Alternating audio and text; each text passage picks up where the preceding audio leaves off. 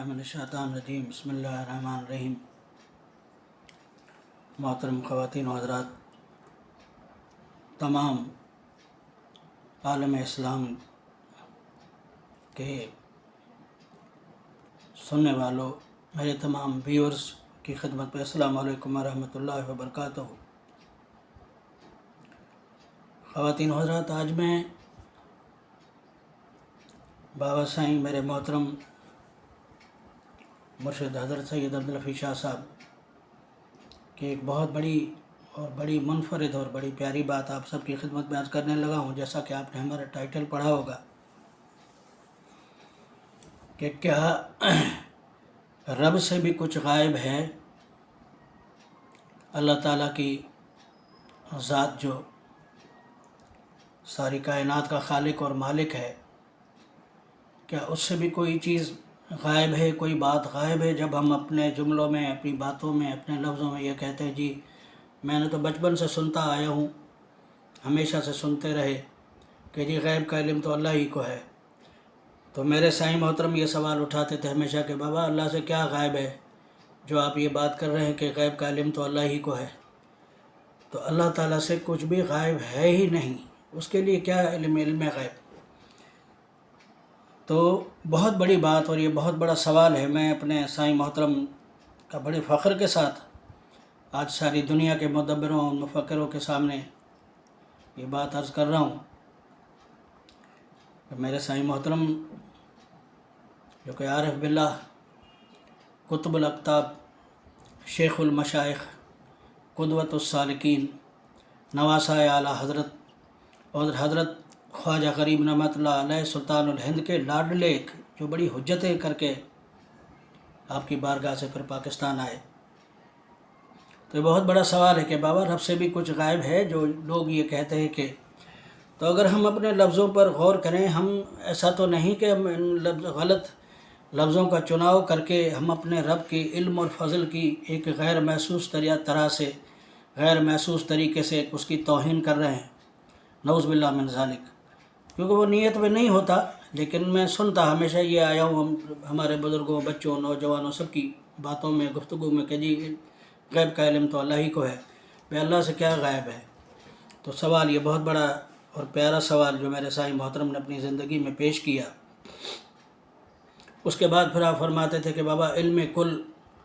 اور عقل کل اللہ کی ذات ہے، جس کے پاس سب کچھ ہے، سارا علم ہے، سارا عقل ہے،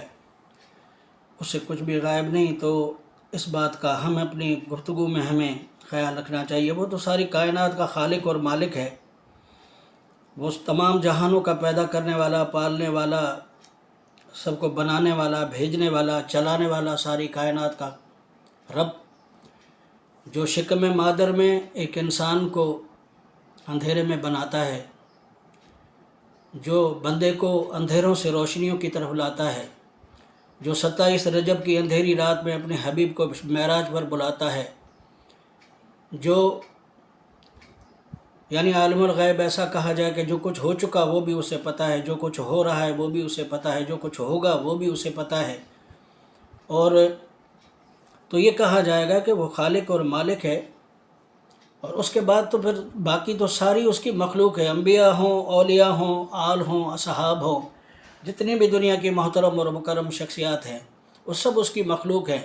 اب وہ جس کو جتنا چاہتا ہے اتنا علم عطا کرتا ہے، اتنا نوازتا ہے،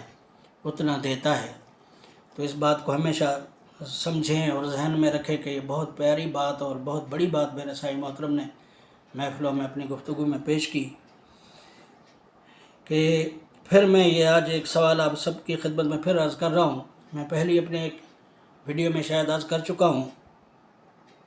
کہ فرشتوں نے جب آدم علیہ السلام کو بنایا جا رہا تھا، ابھی آدم علیہ السلام پورے بنے نہیں تھے، دنیا پوری بنی نہیں، بھیجا نہیں گیا آدم علیہ السلام کو، تو فرشتوں نے کیسے بتایا کہ یا اللہ یہ جس کو آپ بنا رہے ہیں یہ پوری دنیا میں جا کر کے وہاں فساد پھیلائے گا، آپ کی عبادت کے لیے تو ہم ہی کافی ہیں؟ انہوں نے کیسے بیفور ٹائم یہ بات کیسے بتا دی؟ تو میں تو یہ تو نہیں سمجھتا۔ سائیں محترم فرماتے تھے کہ بابا اتنے بے ادب تو نہیں تھے کہ اللہ کی بتائی ہوئی بات اللہ کو بتا رہے تھے، یعنی اللہ تعالیٰ نے ان کو علم دیا تھا، اتنا ان کے معلومات میں تھی یہ بات، کہ آدم علیہ السلام یہ دنیا میں جب انسان جائے گا تو یہ سب کچھ باتیں بیفور ٹائم ہزاروں سال انہوں نے پہلے سے بتا دیا، کیسے بتایا، بہت بڑی بات ہے۔ پھر آخری ایک بات ایک عرض کر رہا ہوں کہ موسیٰ علیہ السلام اور خضر علیہ السلام کی جو ملاقات ہے قرآن پاک میں، اس کی بڑی تفصیل ہے، اور کچھ باتیں خضر علیہ السلام کے علم میں تھی، موسیٰ علیہ السلام کے علم میں نہیں تھی۔ موسیٰ علیہ السلام اور خضر علیہ السلام کا بڑا مشہور واقعہ قرآن پاک میں موجود ہے، آپ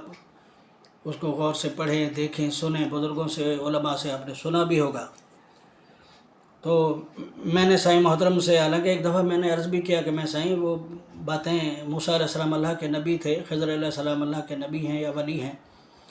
ان کو وہ علم تھا، ان کو نہیں تھا؟ تو سائیں محترم نے یہ فرمایا کہ بابا آپ اس چکر میں نہیں پڑے، ان سوالوں کے پیچھے آپ کا ایمان چلا جائے گا۔ تو لہٰذا ہاں، پھر سائیں نے وضاحت بھی یہ فرمائی کہ بابا وہ جس کو جتنا چاہتا ہے، جس سے جتنا پیار کرتا ہے، جتنا قریب ہے، اس کو اتنا علم عطا فرماتا ہے۔ یہ تو اس کی شان کریمی ہے، یہ اس کا فضل ہے، یہ اس کا کرم ہے۔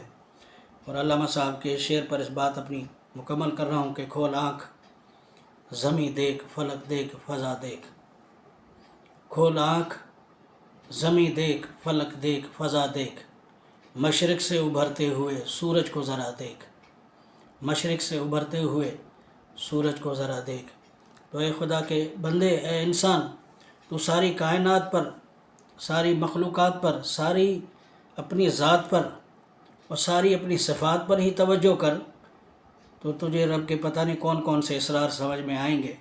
لیکن علم اور عقل دینے والا، فہم اور فراست دینے والا وہی ہے۔ جس پر اپنا کرم کرے اسے سب کچھ عطا کر سکتا ہے، وہ خالق اور مالک ہے، اور اسے کوئی سوال نہیں کر سکتا کہ ایسا کیوں ہے اور ایسا کیوں ہے۔ السلام علیکم ورحمۃ اللہ وبرکاتہ۔